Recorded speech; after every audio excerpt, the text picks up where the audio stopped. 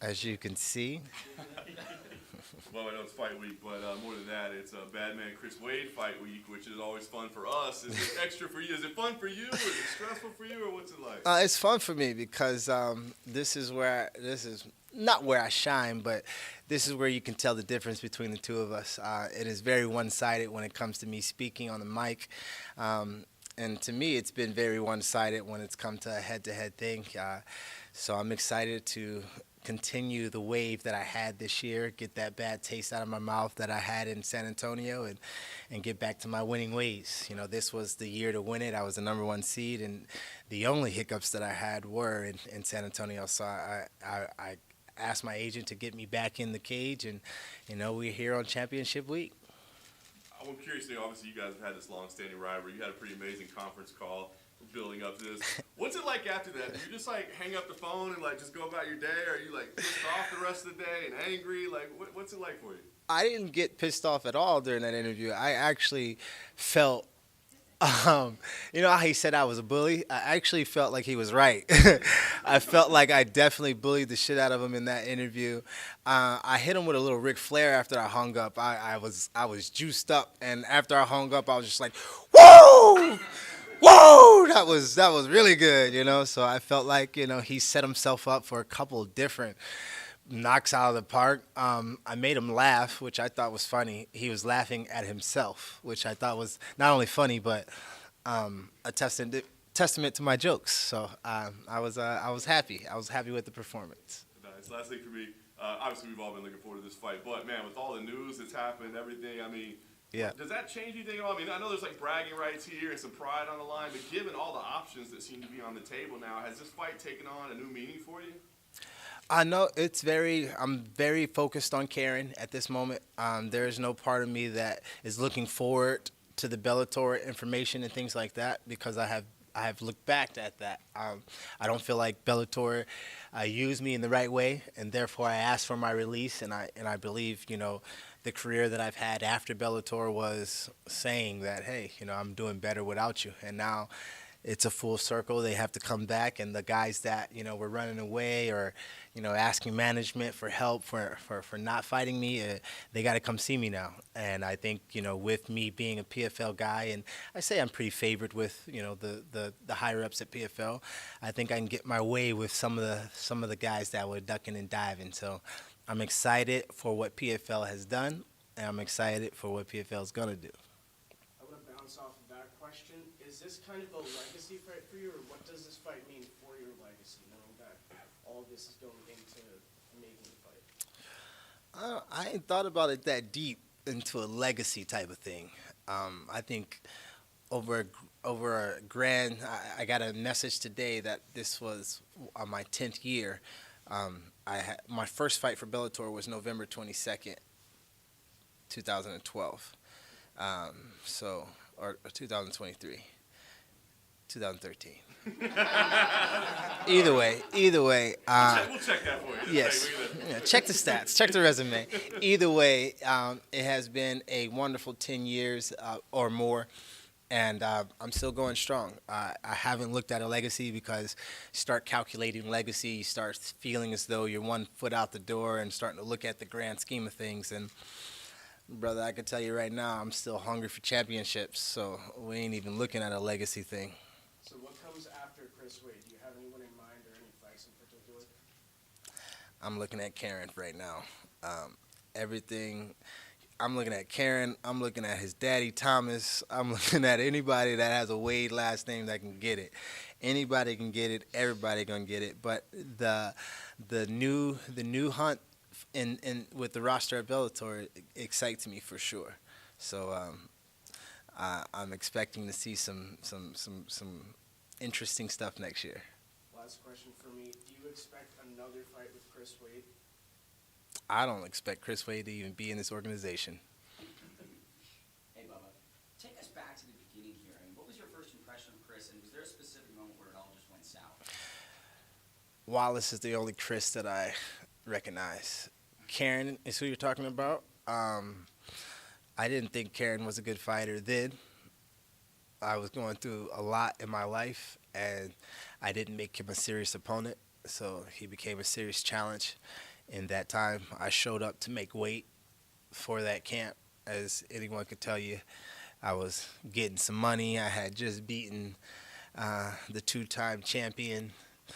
I was feeling good about myself. I was, out there a little bit at the top of Vegas, living a good life, doing bad man things, and it definitely caught up to me. So, being that I focused on him this year, it was one-sided as I always thought it would be and should be, and we're back to that same focus. And last for me, I'm curious, outside of Cage in 2024, what are some things that you want to accomplish in the next calendar year?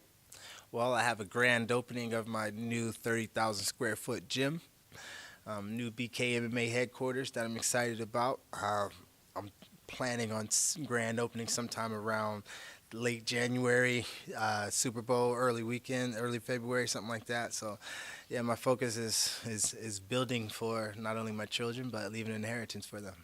Best of luck.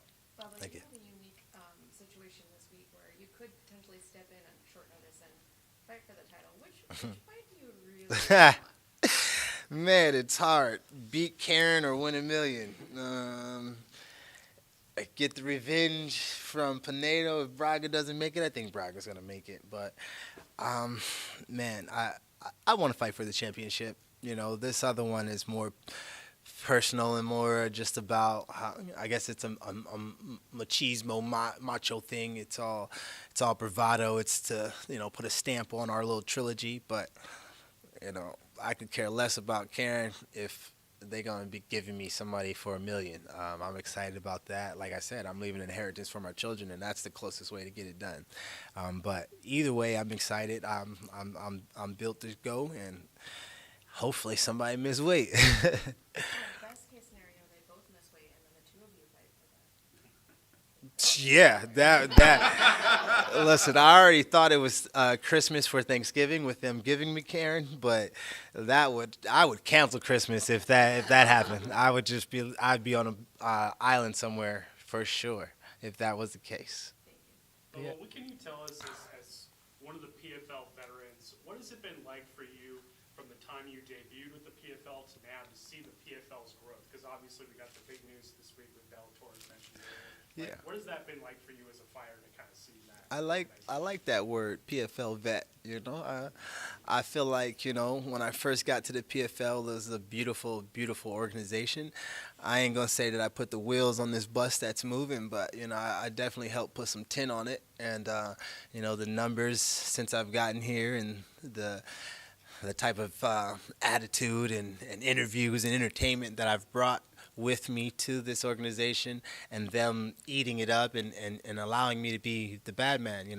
My walkout song, I don't think anybody, y'all can challenge it, I don't think anybody got a walkout like mine. I don't think anybody knows who's coming out before they see them like you do with mine. As soon as y'all hear that, da-na-na-na-na, y'all know what time it is. So I'm just grateful for them allowing me to be me, and I'm excited to see what they have in store when the new guys come on, and how much bigger and how much of a rivalry will be with some of the other organizations.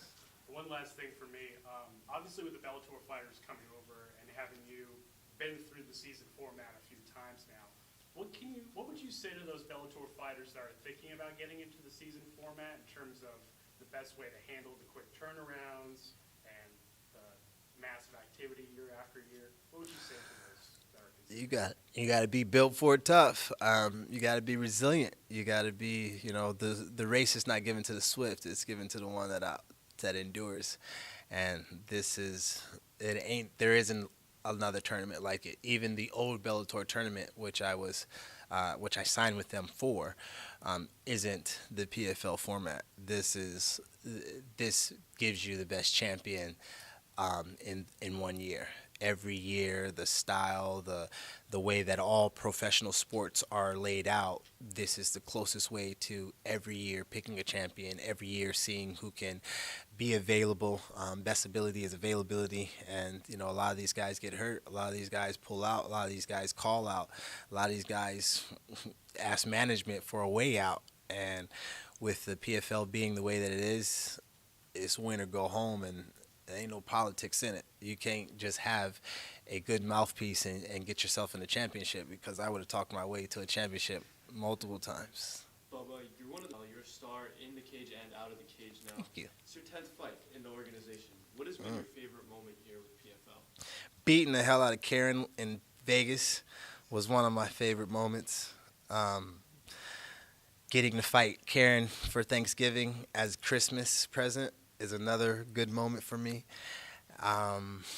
Fighting and leading up to the championship was a really awesome moment. To be a part of the biggest night in MMA for them last year was paramount for me.